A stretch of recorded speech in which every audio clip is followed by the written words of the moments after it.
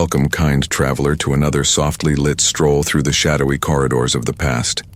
As the flicker of candlelight dances across the stone walls of memory, I invite you to recline, take a deep breath, and prepare to be wrapped, not in velvet, but in rough, scratchy wool, the true fabric of medieval life.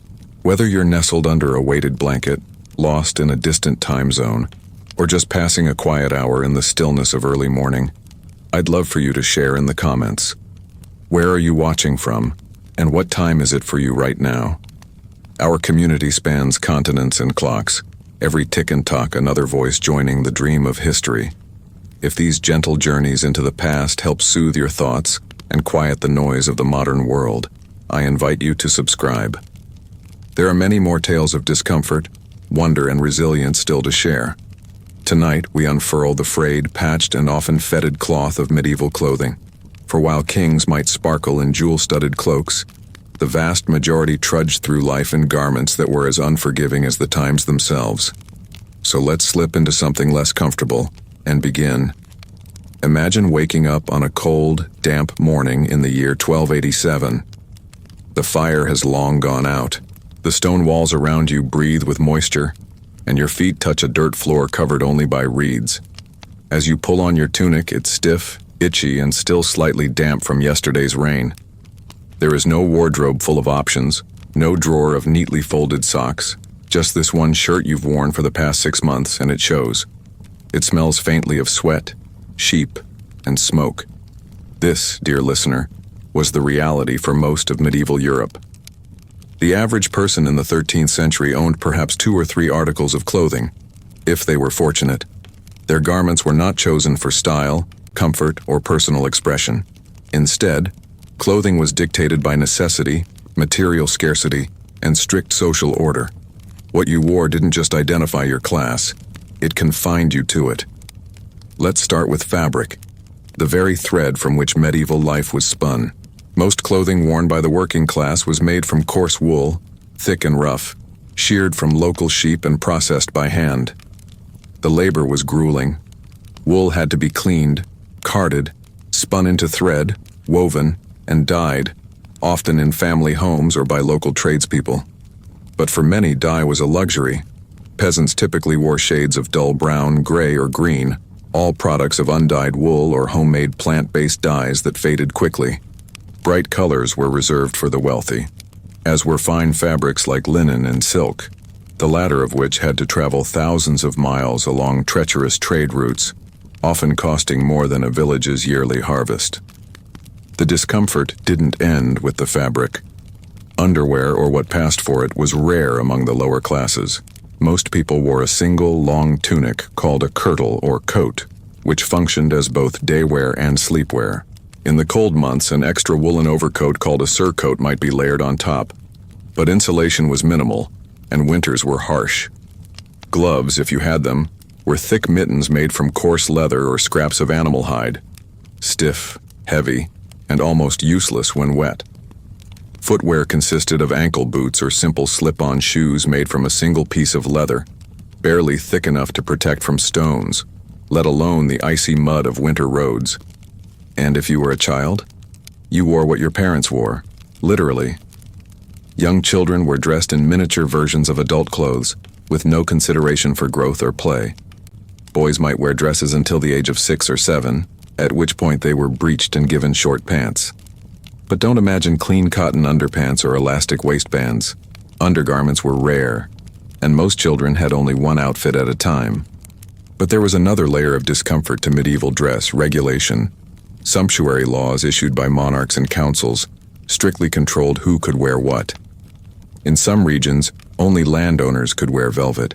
Only high-ranking officials could don fur. The purpose was not just economic but ideological. Clothing reinforced the great chain of being. If a merchant began dressing too finely, it was considered a threat to social order. You could be fined, shamed, or even jailed for dressing above your station. Even for those with means, medieval fashion wasn't always kinder. Nobles might own more garments, but these came with their own tortures. Tight-fitting bodices, elaborate headdresses, floor-length gowns, and heavily embroidered tunics may have looked impressive, but they were hardly practical for daily life.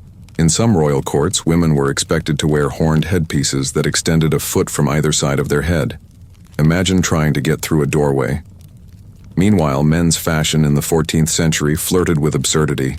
Doublets and hose so tight they left little to the imagination, and shoes so long they had to be tied to the knee to avoid tripping. Maintaining these clothes was another issue entirely. There were no washing machines, no fabric softeners, no stain removers. Clothing was washed in rivers or with buckets, using harsh soap made from animal fat and lye. It stripped the skin as easily as it did dirt, and after scrubbing clothes clean, one might find them even more stiff and uncomfortable than before. Worse still, drying clothes outdoors often meant exposing them to soot, smoke, or bird droppings. The result? Clothing that was always just clean enough, and rarely more than that. And let us not forget the infestation problem. Fleas, lice, and moths were constant threats. Without regular baths or laundering, parasites found a welcoming home in the folds and seams of garments. People might delouse their clothes by picking them clean by firelight or hanging them over smoke to drive out pests. But these were temporary measures. Most simply lived with the scratching, biting, and occasional infection that came with their wardrobe. Despite all this, clothing still held deep personal meaning. It was often mended dozens of times and passed from parent to child, sibling to sibling. Every patch told a story. Every stain held a memory. When someone died, their garments were often their most valuable possessions, distributed as inheritance or used to wrap the body for burial. To us, their clothes might seem drab or even repellent, but to them, they were shelter, status, and survival. And so we see that medieval clothing was not just uncomfortable, it was a daily battle. Against the cold, against the lice, against the laws. It clung to the skin and to the soul, a reminder of one's place in the world and the limitations placed upon it. In the next block, we'll descend deeper into the world of textile production, the spinning wheels, dye pots, and sweat-soaked workshops where garments were born from the raw fleece of animals and the aching backs of laborers. Before a single tunic could be stitched or a pair of hose fashioned, there was the laborious soul-draining process of producing the raw material itself. In the medieval world, clothing didn't arrive in markets wrapped in neat rolls of patterned fabric. It began in the fields and barns, often with the bleating of restless sheep or the rustling of flax in the wind.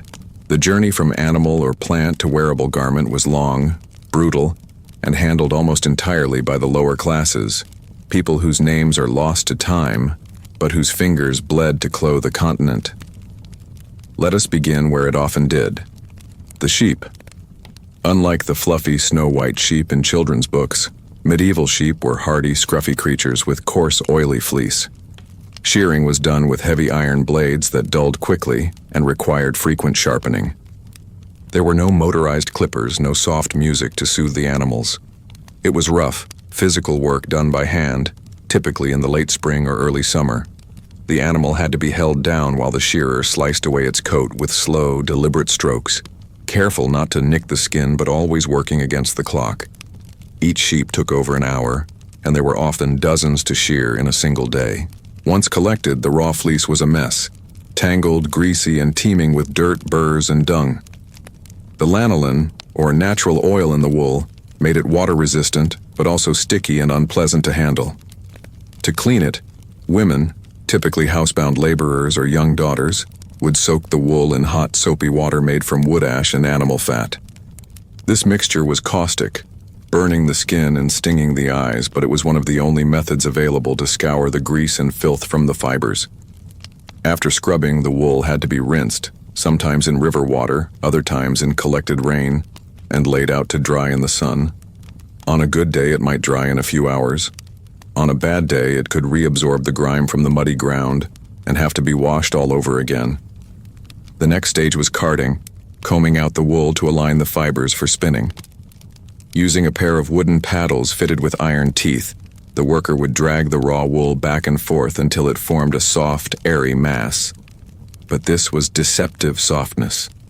Carding was repetitive, exhausting, and extremely tough on the shoulders and wrists. A person might spend 10 or 12 hours carding wool just to prepare enough for a single small garment. In the colder months, when daylight was scarce and firewood low, carding was done near the hearth under the dim light of tallow candles that filled the air with thick, greasy smoke. The smell of burnt fat and singed wool hung in the air, clinging to clothes and hair alike.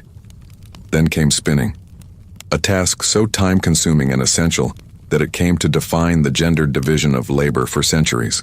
Spinsters, unmarried women often relegated to a lifetime of household duties, sat for endless hours spinning wool into yarn using a drop spindle or, in some better-equipped homes, a basic spinning wheel. The spinner had to maintain a consistent tension and thickness or the thread would break or be useless for weaving. There was no room for error. A single twisted thread could ruin an entire piece of cloth. This work, too, took place in the home, often in silence, save for the whir of the spindle and the dull creaking of old wooden wheels. Weaving, the next step, was an art in itself, one that required both skill and strength. While spinning was often women's work, weaving was usually done by men, particularly when using large vertical or horizontal looms. These massive frames took up half a room and required physical effort to operate. The weaver would sit or stand for hours, lifting heavy wooden frames and using foot pedals to manipulate warp threads, while pulling the weft across with a shuttle. The rhythm was hypnotic, but demanding. Mistakes were difficult to undo, and any misalignment could ruin yards of fabric. It wasn't uncommon for a weaver to spend several weeks producing enough cloth for just 1 or 2 complete outfits. The resulting cloth was rough, uneven, and prone to shrinkage unless it was fulled, a process of pounding the fabric with water and clay to cleanse and tighten the weave. Fulling mills did exist in wealthier regions, powered by water wheels, but in most rural areas, fulling was done manually by stomping on the wet cloth in large wooden tubs, sometimes for hours. The fuller's feet would grow numb and raw in the cold, gritty water, and infections were common. The phrase "to tread the cloth" was not poetic, it was literal. Entire families might take turns, dancing in misery atop the damp wool until it was ready. Even after fulling, the cloth had to be dyed if color was desired. And dyeing, in the medieval period, was perhaps the most dangerous and disgusting part of the entire process. Common dyes were made from roots, bark, berries, or urine-fermented plant matter. Bright red, a prized color, came from crushed insects imported from far-off lands. Blue could be derived from woad, a plant that had to be fermented in vats of stale urine to release its color. The smell of a dye workshop was overpowering, a rank mix of rotting vegetation, human waste, and wet wool. Dyers often worked outdoors or in outbuildings far from the home, not just to avoid the stench, but because many of the chemicals involved were flammable or toxic. To achieve consistency in color was a delicate science, one that required precise timing, temperature control, and ingredients most peasants could barely afford. And once, finally, the cloth was prepared, it was time to cut and sew. Tailoring in the Middle Ages bore little resemblance to modern fashion design. Patterns were simple, based on rectangles and triangles to minimize waste, since every scrap of cloth was precious. Needles were bone or bronze, thread spun by hand, and there were no zippers or elastic bands, only toggles, ties, and laces. A single tunic could take days to complete. And for those who could not afford the services of a professional tailor or seamstress, the work was done in the home, often late into the night after all other labor had ended. Even then, the garment was far from finished. It had to be adjusted, fitted, and repaired constantly. Medieval life was physically demanding, and clothes wore out quickly. Knees tore, elbows frayed, seams burst. Every family had a stash of fabric scraps for patches, and it wasn't uncommon to see tunics that had been patched dozens of times, each repair marking the ongoing struggle to simply stay dressed in a world that did not care for comfort or convenience. And this, dear listener, was the unglamorous origin of medieval clothing. Each ragged sleeve and fraying hem was the product of countless hours of hidden labor, most of it unpaid, unrecognized, and unrelenting. From sheep to spindle to seam, the process was a monumental effort of human perseverance, a quiet war waged against cold, exposure, and decay. Every article of clothing was a small miracle of survival, and a brutal reminder of the cost of being clothed in an age when even modesty came at a high price. In the next chapter of our journey, we'll venture beyond the home and into the heart of the marketplace, the bustling, pungent world of medieval cloth merchants, traveling tailors, and bustling fairs where colors dazzled the eyes and money changed hands fast. A place where fashion was currency, but deception was always just one bolt of fabric away. As we shift our focus from the steaming dye vats and soot-darkened weaving sheds of village homes to the open air of the medieval marketplace, the story of clothing grows louder, more colorful, and infinitely more cutthroat. For if the home was the factory of peasant clothing, the market square was its stage and its battlefield. Here, where the air smelled of raw onions, dung, and overripe fruit, clothing ceased to be merely a tool for warmth or modesty. It became a statement, a symbol, a bargaining chip, and often a deception. Market days were chaotic spectacles in most medieval towns and cities, especially on holy days when crowds surged through narrow streets lined with booths, carts, and makeshift cloth tents.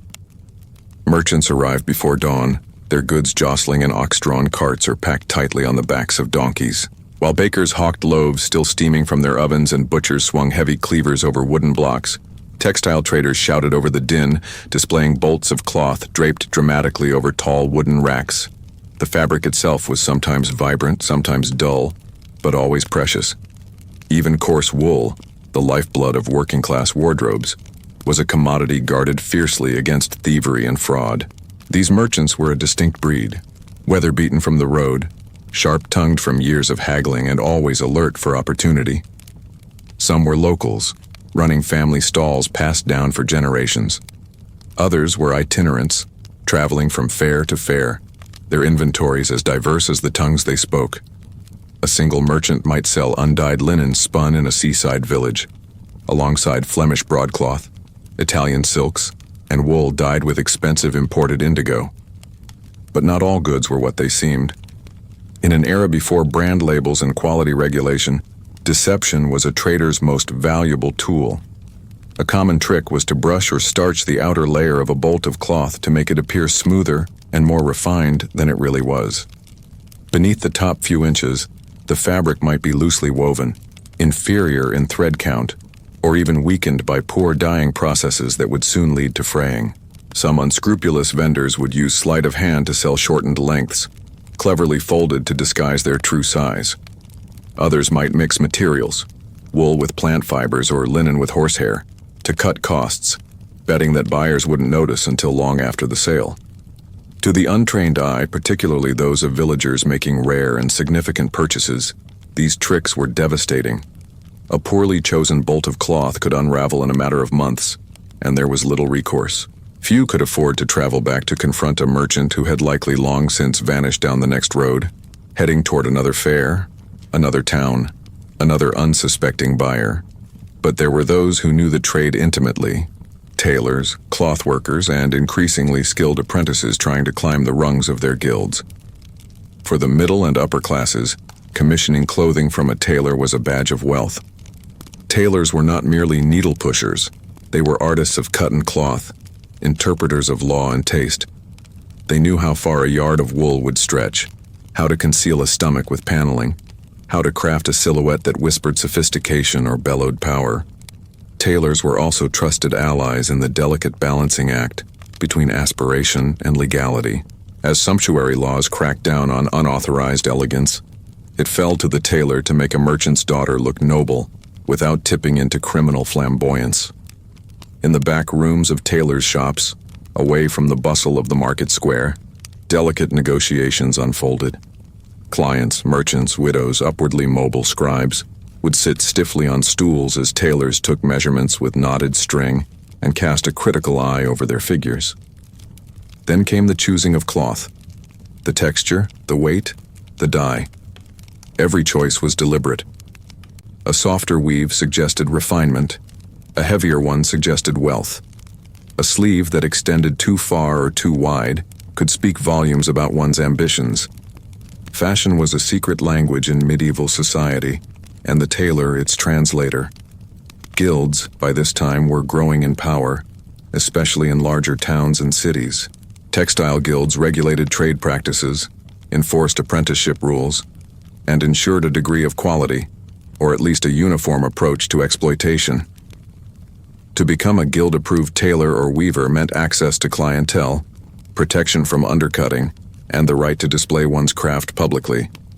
But it also meant dues, long apprenticeships, and strict adherence to local trade codes. Apprenticeships could last over a decade, during which young boys, and occasionally girls, were bound to masters who provided room, board, and a relentless education in the minutiae of measurement, cutting, and stitching. Mistakes were not tolerated.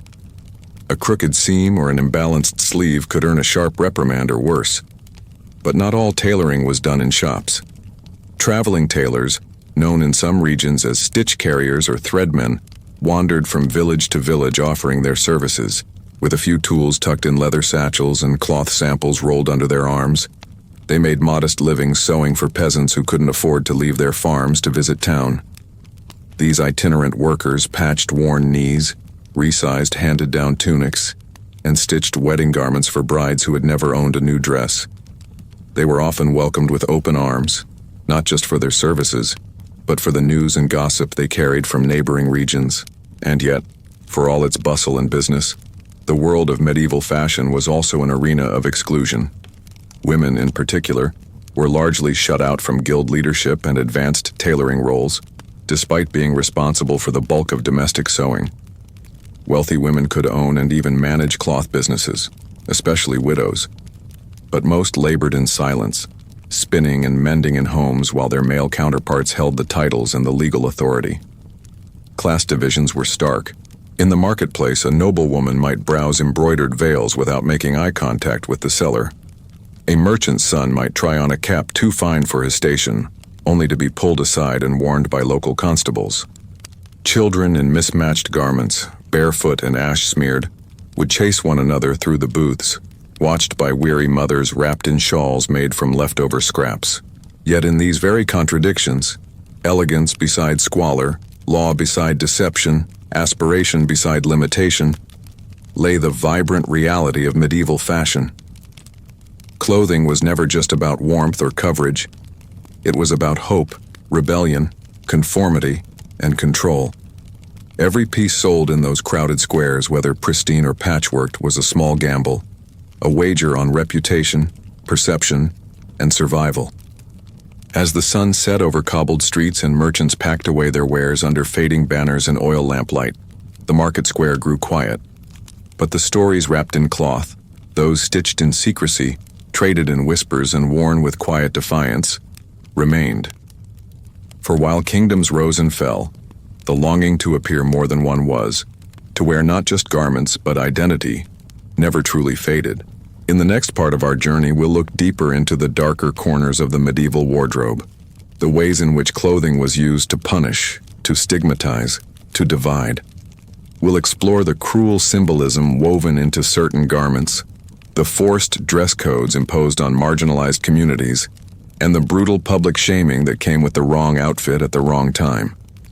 In the Middle Ages, clothing did more than cover the body.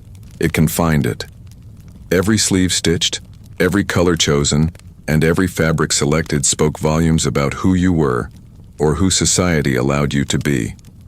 But as we journey deeper into the seams of medieval life, a darker thread emerges, one of control, surveillance, and humiliation.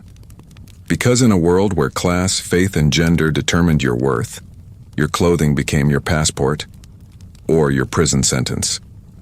To be dressed the wrong way in the wrong place wasn't just a social faux pas. It could get you arrested, exiled, or even executed. Sumptuary laws, which first appeared across Europe during the 12th and 13th centuries, weren't simply about fashion. They were political tools. Kings, dukes, and urban councils all used these laws to reinforce rigid hierarchies. The goal was to freeze the social structure in place.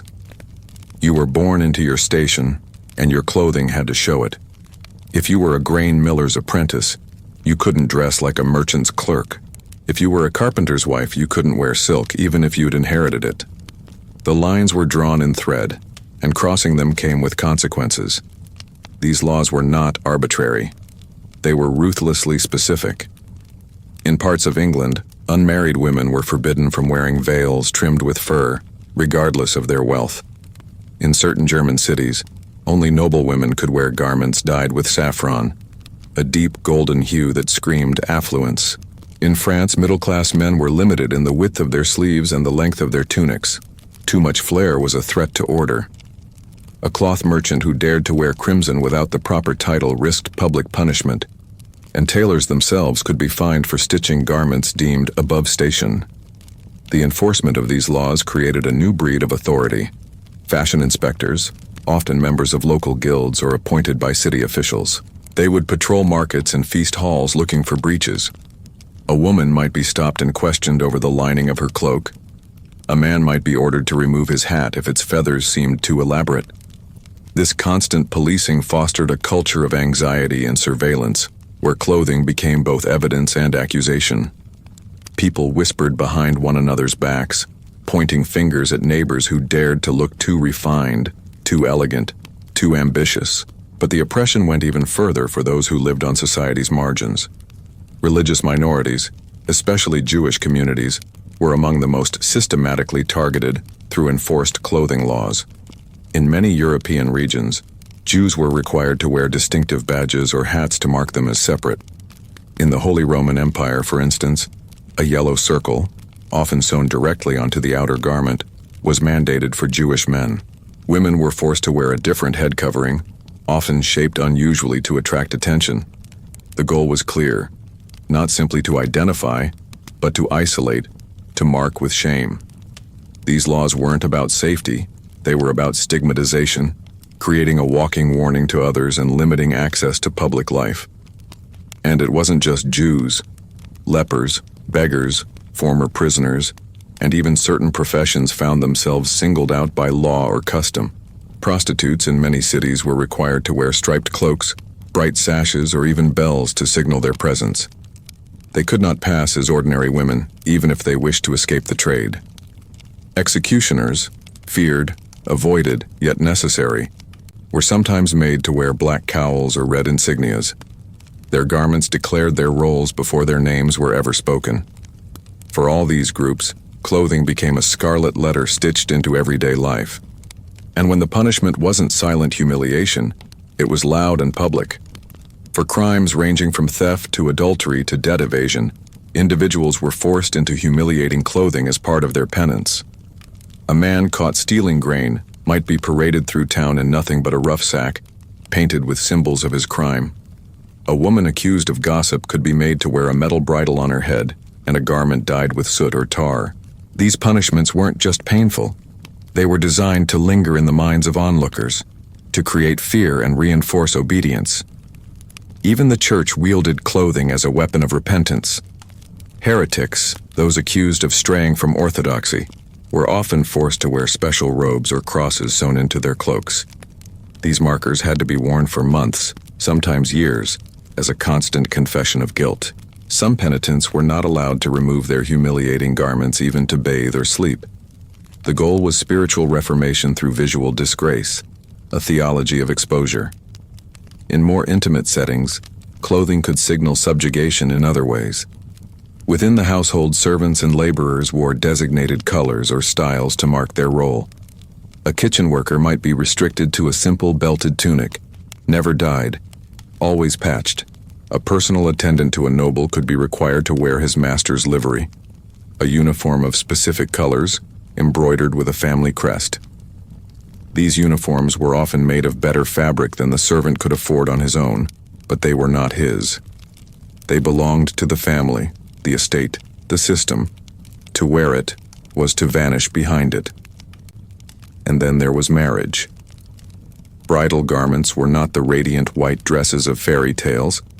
In many villages, brides wore their best tunic, often borrowed or pieced together from multiple hand-me-downs. But what mattered was the symbolism, the ritual. A veil marked chastity. A floral crown spoke of fertility. If a bride was discovered to be not a virgin, she could be made to walk to her wedding in torn garments, barefoot, her head uncovered in shame. And if the groom was from a higher class, the bride's clothing might be scrutinized by his family, her status appraised not by words, but by fabric. Marriages could rise or fall on the cut of a sleeve. Even children weren't spared from these silent social scripts. Young boys born to noble houses might wear small versions of ceremonial dress from the age of 3, complete with miniature belts and ornamental daggers, symbolic tools of a future role they had not chosen. Poor children, by contrast, were often clothed in cast-offs so ill-fitting they could barely walk without tripping. The mismatch of cloth told everyone at a glance who they were and what their lives would likely become. All of this leads us to a sobering truth. Clothing in the Middle Ages was not neutral. It was codified, politicized, and weaponized. Every tunic was a text, every cloak a contract. To be dressed poorly was to be vulnerable. To be dressed too finely was to be suspected. To dress differently was to be hunted. And to dress incorrectly, whether by choice, accident, or circumstance, was to risk everything. Yet, in the face of this, people still found ways to resist. Secret dyeing took place in hidden vats. Smuggled silks crossed guarded borders. Garments were turned inside out, reshaped or adorned in small, defiant ways that escaped notice. A woman might line her sleeves with ribbon that only she could see. A man might sew a single thread of forbidden color into the hem of his cloak. These were not grand revolutions, but they were quiet acts of identity, whispers in fabric, reminders that even in oppression, the desire to be seen as oneself endured. In our next chapter, we will shift from oppression to innovation. We'll explore the unexpected moments of creativity, artistry, and beauty that emerged from medieval clothing. Because even amid hardship and control, the human spirit still found room to express itself, not just in defiance, but in craftsmanship, tradition, and the pursuit of something more beautiful than survival. While much of medieval clothing history is steeped in discomfort, scarcity, and repression, to stop there would be to overlook something vital. Human beings, no matter how poor or powerless, have always sought beauty, not merely as ornamentation, but as identity, ritual, and connection. Even in an age of lice-ridden tunics and frostbitten fingers, creativity flickered like a candle through the fabric of daily life. It may not have been flashy, but it was deeply meaningful.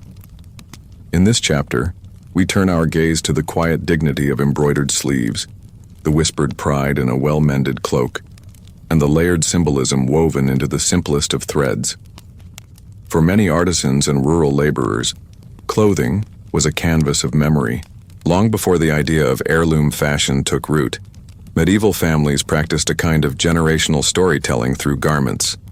A child might wear a tunic sewn from their mother's wedding dress, repurposed and resized again and again until only fragments remained.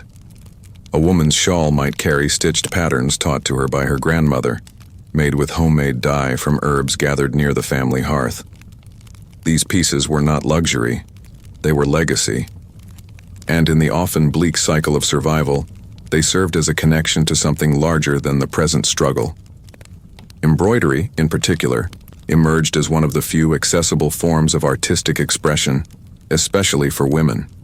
Using scraps of dyed thread and bone needles, they stitched geometric shapes, vines, flowers, and sometimes sacred symbols onto cuffs, hems, and head coverings. The techniques varied by region. In the lowlands of what is now Belgium, precise cross-stitch patterns often adorned baby garments and prayer cloths. In parts of northern Spain, abstract motifs stitched in red thread were used to mark ritual garments for saints' days. While the elite had access to silk threads and gold work, the poor used what they had, sometimes even hair twisted into thread, to create designs that spoke of identity, belonging, and hope. Religion, too, was stitched into fabric. In monasteries and abbeys, entire communities were often tasked with creating liturgical vestments, garments worn during religious services that radiated symbolism. These were not simply robes, they were theological statements. A monk's habit might seem plain to our modern eyes, undyed wool in shades of beige, gray, or brown. But every fold, every fastening, every lack of ornamentation was intentional. It expressed humility, surrender, and devotion. And among certain orders, particularly the Cistercians and later the Franciscans, this austerity was pursued with a fervor that turned clothing into philosophy. Yet even within these spiritual uniforms, individuality peeked through. The shape of a hood, the length of a scapular, the way a rope belt was tied, all carried meaning, whether in status within the order or personal piety. Young initiates would often receive garments from elder monks, already worn and patched many times over, transforming the robe into a shared lineage of sacrifice. These garments were not thrown away when worn out. They were recut, resized, even buried with the deceased, turning cloth into something sacred, an extension of the soul. Outside the cloister walls, rural communities also developed clothing traditions tied to the rhythms of land and season. In the Scottish Highlands, for instance, it was common for farmers to wear woven cloaks dyed with local plants, bog myrtle, alderbark, or heather. These cloaks, heavy and rain-soaked as they often were, carried the scent of the land, the very essence of a region stitched into every fiber. In Nordic territories, families preserved woolen trousers and tunics with intricate belt weaves that indicated marital status, tribal affiliation, or readiness for war. These weren't luxuries. They were living archives. Festivals brought bursts of color and creativity into the otherwise drab visual landscape of peasant life. While everyday clothes were practical, reserved for work and weather, feast day garments were carefully guarded, cleaned with vinegar or milk to preserve brightness and worn with pride. On midsummer evenings or winter solstice gatherings, villagers might don sashes adorned with feathers, pine cones, or dyed wool pom-poms. Children would wear flower garlands, and elders might add a special clasp or brooch. Family heirlooms made of bone, shell, or hammered copper. In those moments, a community defined itself not by what it lacked, but by what it could imagine. Courtly culture also began to adopt and reinterpret folk designs, creating a strange dance between class divisions and aesthetic admiration. Nobles, always eager to display novelty and exoticism, often co-opted the visual language of commoners, incorporating rustic embroidery patterns, rural hat styles, or shepherd's cloaks into elite fashion. This appropriation was double-edged. It elevated the artistry of the poor but also erased their names, their origins, and their right to self-representation. A village weaving technique once passed quietly from mother to daughter could suddenly appear on a duchess's gown, transformed from humble utility into a statement of power and prestige. Still, despite the injustice, the common people continued to innovate. Dyeing techniques improved, using fermented roots and lichen to achieve richer, more durable colors. Some regions developed wool felting methods that allowed for more water-resistant outerwear, especially valuable in mountainous climates. And among traveling performers, jesters, and musicians, clothing became a tool of narrative. Patchwork tunics, striped leggings, oversized collars, all crafted from scraps, helped create personas that entertained, tricked, and taught. Clothing was no longer just what you wore. It became who you were. There was even a spiritual aspect to how clothes were made and worn. In Slavic regions, it was common to bless clothing during important rites of passage: first sowing, first hunt, childbirth, death. A cloak might be laid upon the earth before planting to seek the favor of the soil. A pair of boots might be buried in shallow ground at the border of a field to ward off pestilence. These acts turned garments into offerings, tokens that bound the physical world to the mystical one. Even the act of spinning thread could be ritualized, done in silence on certain nights or accompanied by specific chants passed down through oral tradition. The medieval world, for all its cruelty and constraint, still held room for beauty. Not the beauty of silk draped across a ballroom, but the quiet, stubborn kind. A perfectly mended seam, a hidden lining of color, a belt passed from father to son. In these small acts, people resisted the erasure of their identities. They may have been born into a world where clothing declared their poverty, their gender, their servitude, but through needle and dye and imagination, they found ways to speak back. And perhaps that is the most powerful legacy of medieval clothing. Not that it hurt, itched, or humiliated, though it certainly did all that, but that even when garments became tools of control, people still made them their own. Even when society said, "This is who you are," they responded with thread and thimble, saying, This is who I choose to be. In our next chapter, we will explore the hidden dangers of medieval garments, the real physical tolls that clothing could take on the human body. From skin infections caused by unwashed wool to respiratory issues triggered by dye fumes, the next section will expose how the very act of getting dressed in the morning could become an act of survival. In the grand tapestry of medieval suffering, we have so far seen how clothing restricted freedom, enforced social hierarchy, and symbolized both punishment and resistance. But in this next layer of the story, we unravel something more intimate, more biological, and perhaps more disturbing. For in many cases, it wasn't just the symbolism of clothing that hurt, it was the fabric itself. The very act of getting dressed in the morning, of fastening one's tunic or lacing a shoe, could trigger discomfort, disease, or even slow death. These garments, shaped by raw materials and necessity, were not made with softness in mind. And the human body, for all its resilience, was never meant to live day and night inside rough, contaminated, and chemically treated textiles. Let us begin with the most widespread and perhaps least avoidable issue: skin irritation.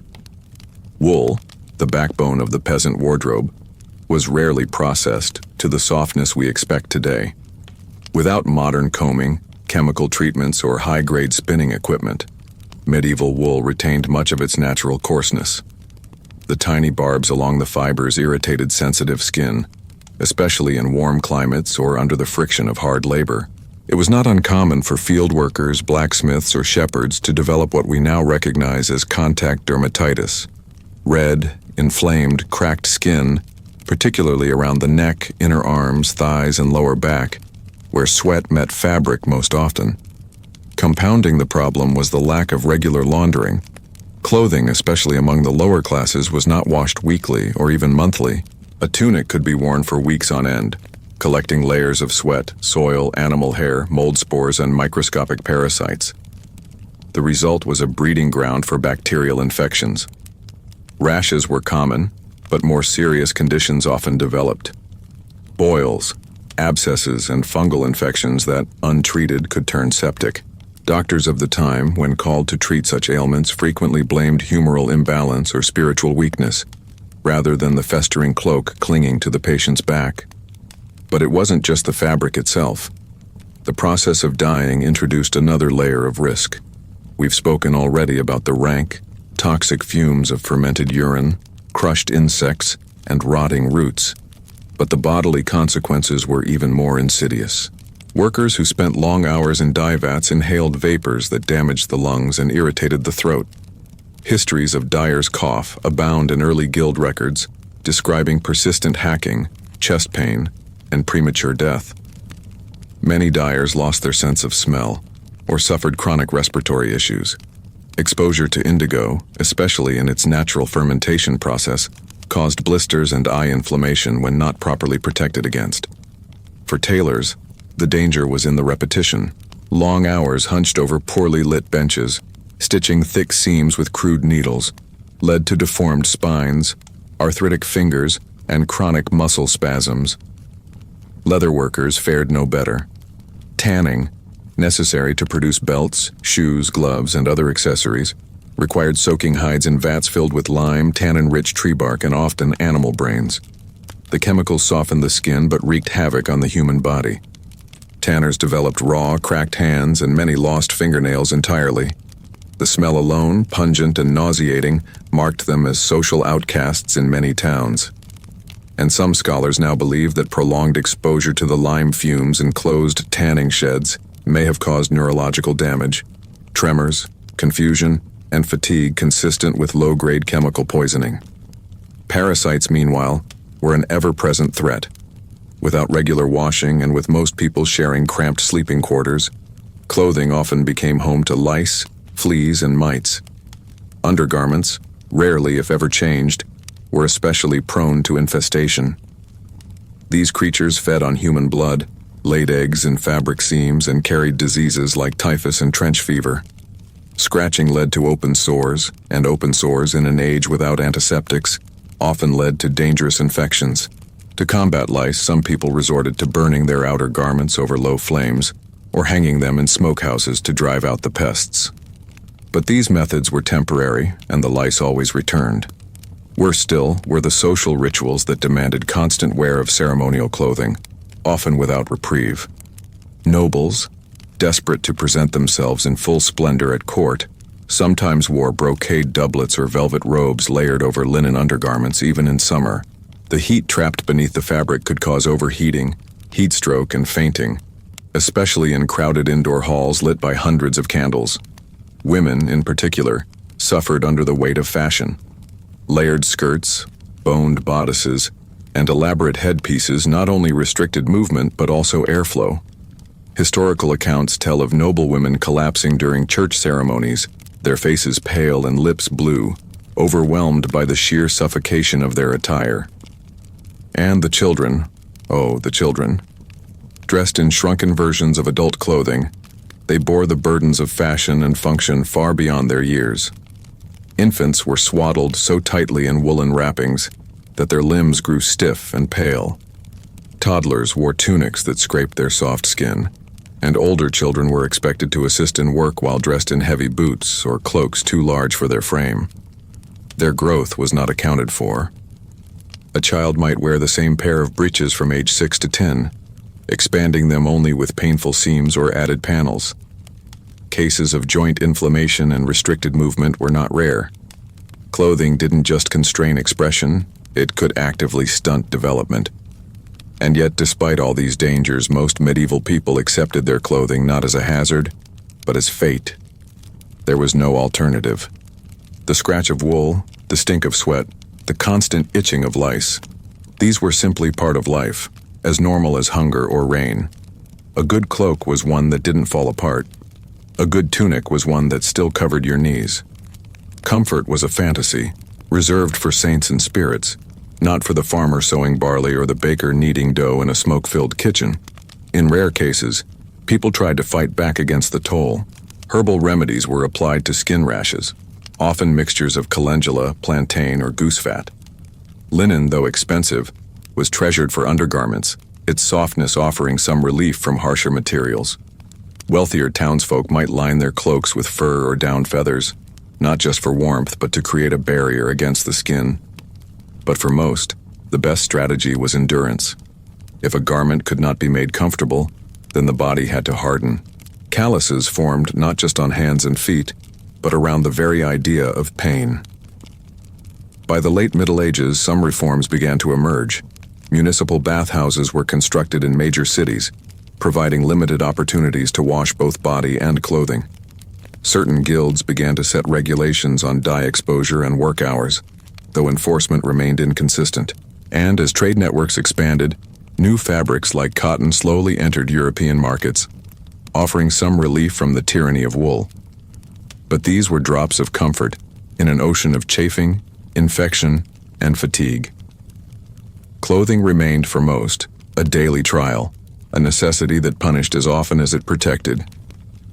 In the next chapter of our journey, we'll climb from the physical to the political once again, exploring how clothing played a role in war, diplomacy, and conquest.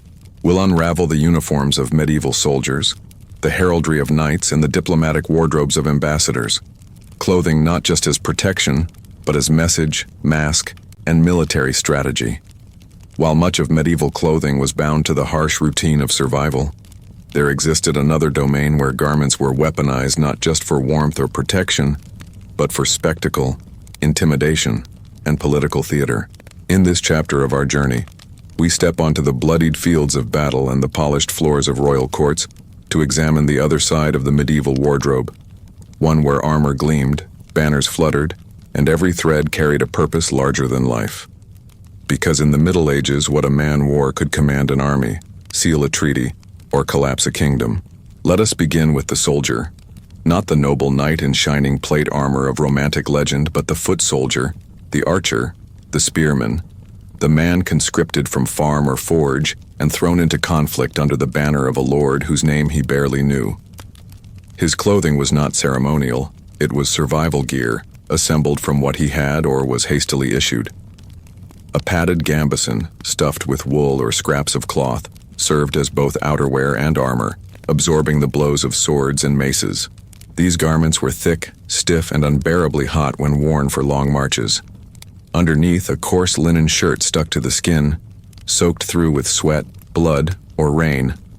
Over this base, those who could afford it, or were outfitted by their liege, might wear a surcoat bearing the heraldic emblem of their army, a painted lion, a burning tower, or a field of stars. These devices were not only visual flourishes, they were critical in the confusion of battle, helping soldiers distinguish friend from foe when smoke, dust, and the thunder of hooves clouded the field. A mistake in color or symbol could mean instant death at the hand of an ally. But even the wealthier men-at-arms, those with access to chainmail or partial plate, suffered under the weight of fashion-driven armor. A full suit of mail could weigh more than 45 pounds, pressing on the shoulders and abrading the hips. Worn over a gambeson, it created a baking oven in warm climates, causing dehydration and heat exhaustion long before the enemy struck. Some lords, obsessed with grandeur, insisted on wearing silk tabards embroidered with gold thread even into battle, symbols of wealth so enticing they painted a target on the wearer's back. A soldier's clothing then became not just defense but declaration, of loyalty, of origin, of rank, and of risk. Beyond the battlefield, clothing also played a powerful role in diplomacy. When emissaries were sent from one court to another, be they messengers, merchants, or envoys of the crown, they were judged instantly by their attire. A diplomat arriving in a soiled tunic, no matter how sharp his tongue, was unlikely to be received with favor. For this reason, kings often funded elaborate wardrobes for their emissaries, selecting robes lined with ermine, caps adorned with pearls, and boots polished to gleam in the torchlight of foreign halls. These garments were more than clothes. They were the first sentence of a diplomatic speech, a statement of the sending kingdom's power, prosperity, and refinement. But such extravagance came at a cost. Many ambassadors carried debts for the rest of their lives, having had to purchase or maintain outfits beyond their station to fulfill the image required by their role. Tailors who specialized in diplomatic dress became prized and expensive, crafting garments that blended cultural symbols from both host and guest regions, a delicate act of visual negotiation.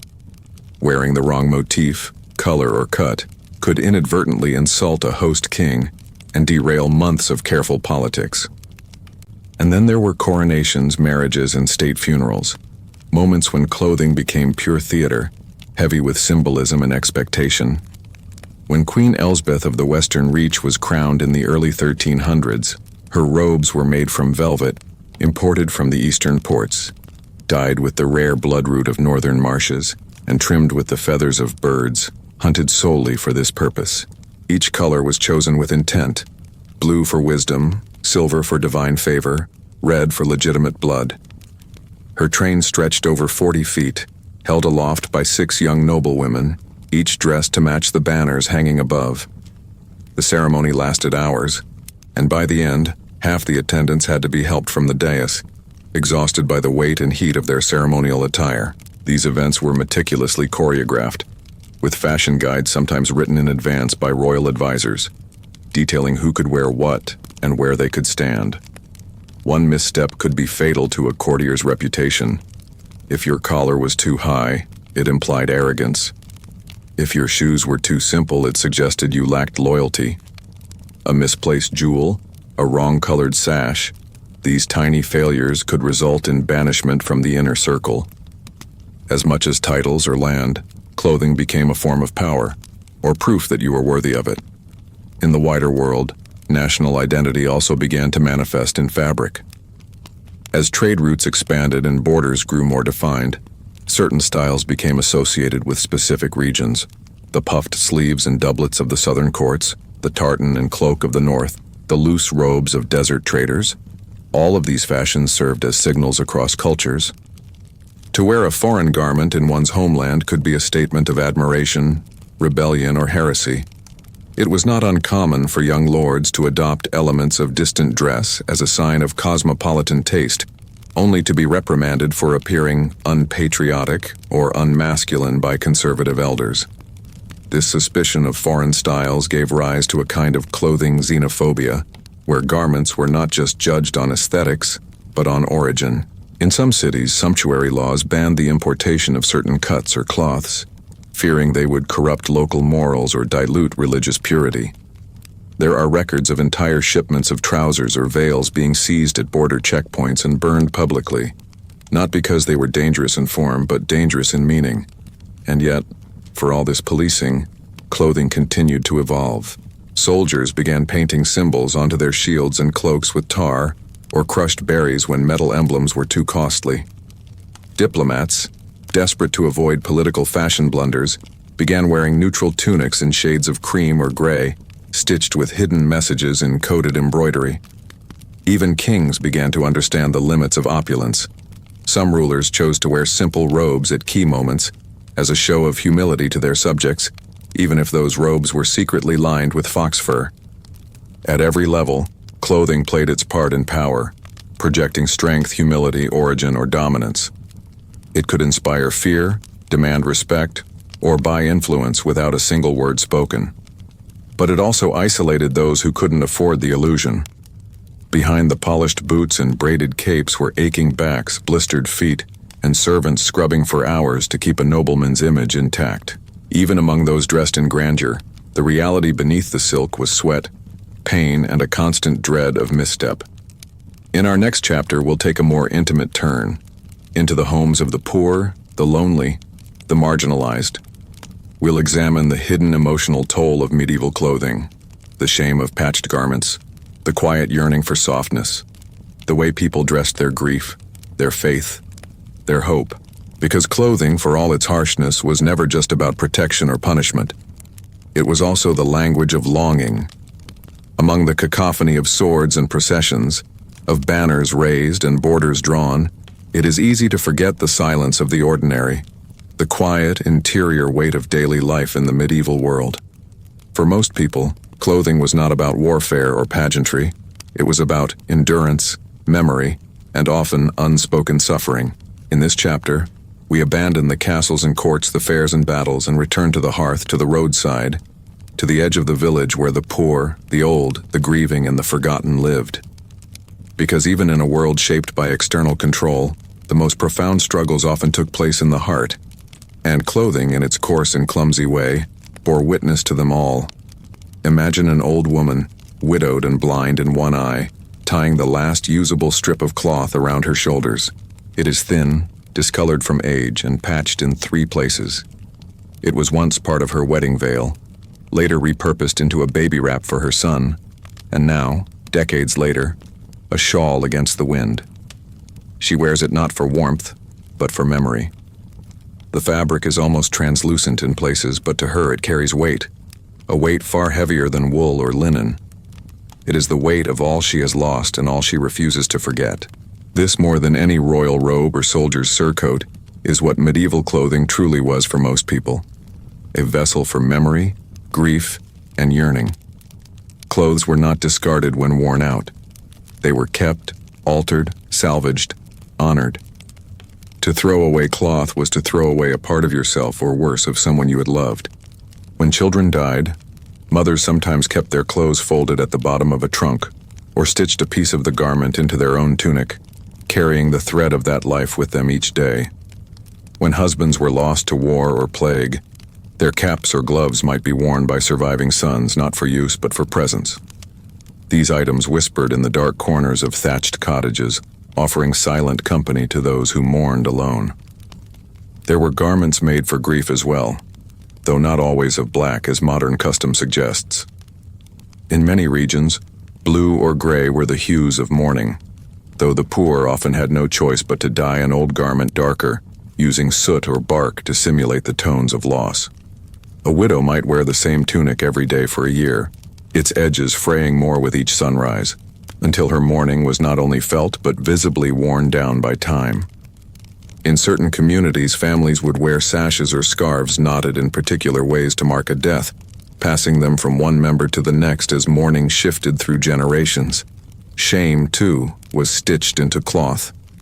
A girl forced to walk barefoot through her village after becoming pregnant, out of wedlock, might be given a smock of unbleached flax, deliberately stiff and chafing, As a symbol of her moral failure, a young man caught stealing bread might be forced to wear a tunic with a hole cut over the chest, exposing his skin to the cold and the eyes of others.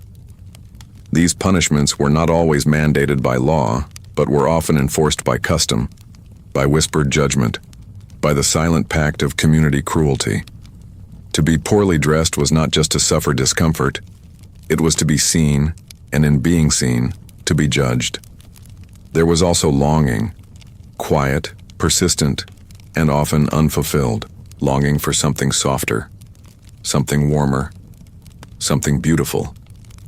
In the deep countryside, where dyes were hard to find and fabric rare, even a thread of colored embroidery could be enough to spark envy or admiration. A simple blue ribbon sewn into the hem of a skirt might be the most luxurious item a peasant woman ever owned. That ribbon could come from a fair, a traveling peddler, a cousin in the city, and she might only wear it on feast days or weddings, always folding it back into a cloth pouch when the day was done, fearful it might tear or be stolen. In the silence of winter nights, as the wind rattled through unglazed windows and smoke rose through hole-ridden chimneys, people often mended their clothes not just out of necessity, but as a form of quiet prayer, each stitch a hope that spring would come, that the harvest would be better, that the child would grow strong. Hands red from cold, eyes strained from candlelight, they sewed their desperation into seams and hems, because to wear something you repaired yourself was to say, I am still here, I have not given up. The tunic may be old, but I have kept it whole. Faith, too, wove itself into daily wear. Pilgrims traveling to shrines wore special cloaks, sometimes marked with symbols like scallop shells, crosses, or stars. These garments were more than travel gear. They were public declarations of intent, of vulnerability, of surrender. A pilgrim might go weeks without bathing, shoes falling apart, hair matted from rain, but the cloak, no matter how dirty, was sacred.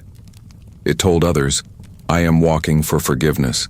I am walking to heal. The garment bore the miles like a second skin, soaking up the dust of foreign roads and the prayers whispered along the way. Religious festivals inspired ritual garments as well, even among the poorest villagers. On saints' days, children might be dressed in white if they were to carry candles or sing hymns. These white tunics were often borrowed, passed between families, and carefully stored the rest of the year. For baptisms, brides, and burials alike, special garments were needed. Garments that were rarely owned and often rented or loaned through the church or guild. The community, even in poverty, understood the power of being properly dressed at life's turning points. It was not vanity, it was reverence. But this reverence could clash painfully with reality. A man who could not afford proper clothes for his daughter's wedding might offer his only valuable possession in trade: a hunting knife, a small brass cup, even the family's winter cloak. A widow unable to afford burial shrouds might wrap her child in the remnants of her own tunic, burying them both together beneath the frozen earth. These decisions were not practical. They were emotional. They were acts of love, of defiance, of grief, made visible in thread. And despite all of this, there were still moments of joy. A new pair of shoes handmade by a traveling cobbler might bring more happiness than a feast. A hand-me-down cloak, unexpectedly warm and beautifully patched, might make a boy feel proud for the first time in years. Even a braided cord worn around the wrist, woven by a friend or sweetheart, could become a treasure more cherished than gold. These small victories of cloth reminded people they were human, that they could still care, that despite the weight of a brutal world, they could still feel warmth in what they wore. Clothing, in the end, was not just about fabric. It was about feeling, about carrying sorrow, shielding pride, declaring hope. Every garment worn in medieval life was steeped in emotion, whether in its creation, its wearing, or its loss. And while the records of kings and bishops may list bolts of silk and velvet with pride, the true stories were written on the backs of peasants, on the seams of working mothers, on the cloaks of forgotten pilgrims. Clothing was history, personal, painful, sacred history. In our next chapter, we will examine how all of this began to shift in the late medieval period, how trade, technology, and transformation paved the road to change. We'll explore the earliest sparks of fashion culture, the rise of textile towns, and the slow unraveling of centuries of cloth-bound suffering. As the late Middle Ages approached, the world began to hum with a different kind of energy. It wasn't loud or fast, or even visible at first, but it moved steadily beneath the surface like water carving stone. The great misery of medieval clothing, the itching wool, the aching fingers, the punishing social codes, didn't vanish overnight. But something began to shift, slowly in the spinning rooms of towns, in the bustling ports of new trade routes, in the whispers of reformers and the records of guild scribes. The old patterns began to fray, and where they frayed, the seeds of transformation were sown. One of the most powerful agents of change was trade. By the 14th and 15th centuries, Europe was no longer an isolated patchwork of villages and feudal estates. Trade routes extended like veins across continents, pumping goods, ideas, and technologies from distant corners of the known world into the heart of Europe. With every merchant ship that docked, every caravan that rattled through the Alps, came textiles and dyes that had once been the stuff of legend. Fine Indian cottons, impossibly smooth and breathable, began to arrive in bolts carried by Genoese sailors. Silks from the East, once reserved only for the most sacred church garments or royal capes, started to appear, faintly, on the backs of wealthy merchants and city mayors. These imported fabrics were expensive, yes, but they introduced a revelation that clothing could be soft, that it could move with the body instead of against it, that a person's worth didn't have to be measured in how much discomfort they could endure. Of course, the lower classes still had little access to such materials, but the idea, softness, beauty, variation, began to trickle down. Markets expanded. Urban tailors learned new techniques from foreign books and travelers. Dyers experimented with bolder hues, blending local plants with imported pigments to create richer, longer-lasting color. And cloth itself began to diversify. No longer was wool the uncontested monarch of medieval fashion. Textile towns began to flourish, places like Ypres, Ghent, and Florence, where cloth production moved beyond the home and into the realm of organized labor. These cities were built on spinning wheels and loom frames, and while life inside the textile mills was grueling, it brought a new kind of opportunity. Young people flocked to these towns hoping to escape the fields, hoping to earn coin, to buy shoes, to one day afford clothes made with something other than scraps. For the first time, clothing production was no longer the exclusive domain of subsistence. It became industry, and with industry came innovation. The spinning wheel, introduced into Europe from the Islamic world, revolutionized the pace of thread production.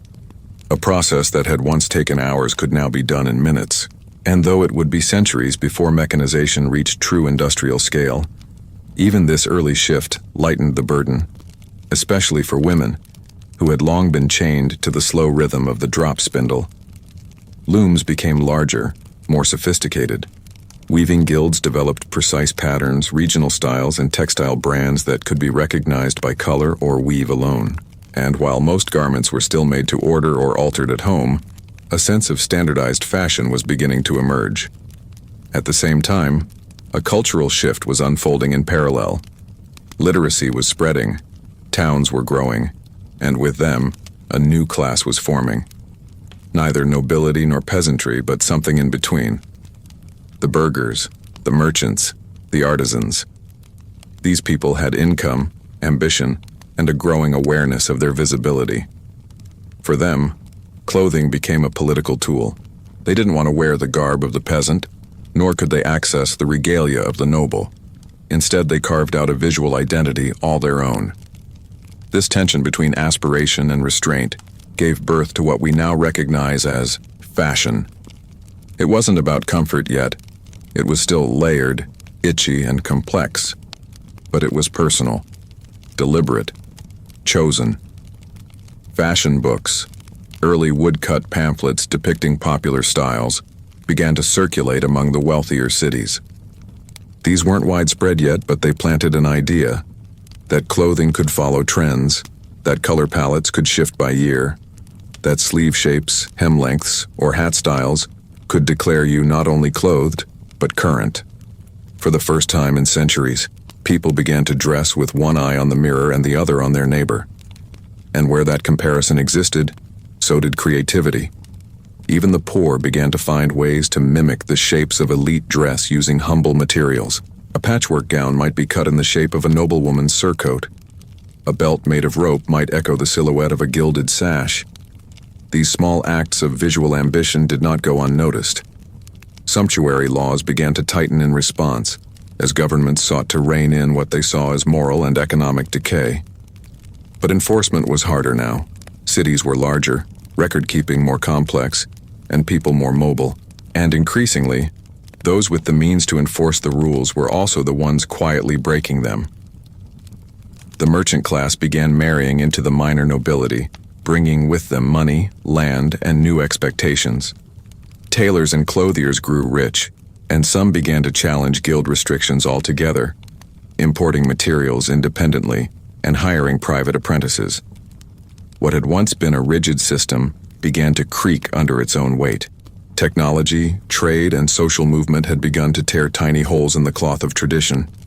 But there was one more force accelerating this unraveling: the printing press. Invented in the mid-15th century, it transformed the way knowledge spread. Tailoring manuals, dye recipes, and textile techniques could now be reproduced and shared. For the first time, a woman in Paris could read about how dresses were cut in Prague. A cloth merchant in Vienna could study Flemish weaving techniques without leaving his stall. Knowledge of clothing, how to make it, how to wear it, how to profit from it, was no longer hoarded in monasteries or passed through generations of oral tradition. It was printed, purchased, and consumed. With all these changes, however, came new complications. The desire to look fashionable began to clash with reality. People went into debt for garments. Entire family savings were spent on a wedding outfit that would only be worn once. Some pawned tools, animals, or winter stores to afford a cloak or hat that matched the new silhouette of the season. A shoemaker in Augsburg might spend his year's earnings to buy boots made in Florence, only to find that by the time they arrived, the fashion had changed. For all its promise, the beginning of fashion brought with it a familiar cruelty. The anxiety of appearance, the exhaustion of keeping up, the shame of falling behind. And yet, for all its contradictions, the rise of textile culture in the late Middle Ages marked the beginning of something new. A slow evolution away from sheer necessity and toward the possibility of preference. It was a fragile hope, often crushed by economic inequality, rigid hierarchy, and the looming disasters of war and plague. But it existed. In every new dye, every altered sleeve, every pamphlet printed, there was a question being asked. What if clothing could be more than survival? What if it could be expression or comfort, or even, one day, joy? In the final block of our journey, we'll reflect on the legacy of medieval clothing, not just in terms of what was worn, but what was endured. We'll trace how the hardships of the past gave rise to the innovations of the future, and we'll consider how, even today, echoes of the medieval wardrobe still haunt our closets and our culture. As we reach the final folds of this story, one thing becomes clear. Medieval clothing was never just a matter of what people wore. It was a mirror of their suffering, a shackle on their mobility, a flag of their status, and at times, the only possession they had left to claim as their own. Each stitch was a survival strategy, each patch a memory, each layer a burden. But in all its harshness, its grime, its hierarchy, its physical toll, there is something hauntingly familiar about it all. Because despite centuries of change, the legacy of that era still lingers. We may no longer spin wool in smoky cottages or scrub linen in a river basin, but we are still dressing not just our bodies, but our fears, our desires, our stories, the discomfort, the pain, and the exhaustion people once felt every time they pulled on a tunic or tied a belt are, in our modern world, replaced by different struggles: social pressure, fast fashion, image anxiety, economic disparity. We now stand in front of mirrors, closets full of clothes behind us, and still ask, do I look good enough? Do I belong? Will they accept me? And though the fabrics are softer and the seams machine-stitched, the questions remain ancient. Somewhere inside us still lives that village child tugging at a too tight sleeve, the pilgrim wrapping a fraying cloak tighter around their shoulders, the bride praying that her borrowed gown won't split down the back. But if we can trace suffering through thread, we can also trace resilience. We saw it in the mother who turned a wedding veil into a winter shawl, in the monk who patched his robe 100 times rather than ask for a new one, in the street performers who made theater out of rags. We saw it in the resistance stitched into forbidden colors, in secret embroidery passed from generation to generation, in the defiant dignity of the poor who wore their patched clothing with pride. Medieval clothing may have been miserable, but it was also, incredibly, human. And the truth is, without that human ingenuity, without the unglamorous labor of fullers, dyers, weavers, menders, we would not have the fashion industry, the textile technology, or the expressive possibilities we now enjoy. Every comfortable sock, every breathable shirt, every jacket that keeps you dry without weighing you down. That is the result of generations who endured what came before. Their backs bent under the burden so that we could lift our heads a little higher. That's the legacy. Not the discomfort itself, but the ability to overcome it. And so, as we close this long and winding journey through the misery of medieval clothing, I invite you to do something simple, but meaningful. The next time you pull a hoodie over your head, or wrap yourself in a blanket, or slip into your favorite worn-in jeans, take a second to feel it, to appreciate the softness, the stitching, the weight. Remember that for most of history, this comfort was unthinkable, that for 1,000 years, clothing was survival, not style, that millions before you itched, froze, bled and stitched, so you could feel warm and whole. If you've made it this far, thank you. Thank you for taking the time to sit with history, not just as dates or battles, but as real lives, real bodies, and real threads that connected people across centuries. This wasn't just a story about fabric. It was a story about us. If you enjoyed this journey and want to travel further into the past with us, consider subscribing to the channel, not just to keep learning, but to keep remembering, to keep holding space for the ones history usually forgets. When you subscribe, you become part of a community that values depth over noise, story over spectacle, humanity over headlines, and we'd love to have you with us. Now, if something in this story resonated with you, maybe a memory, a feeling, a personal struggle with how you present yourself to the world, share it in the comments. We want to know where you're listening from, what you learned, what surprised you. Have you ever worn something that made you feel less than human? Or something that made you feel seen for the first time? These are the stories that turn history into connection. Let's keep the conversation alive.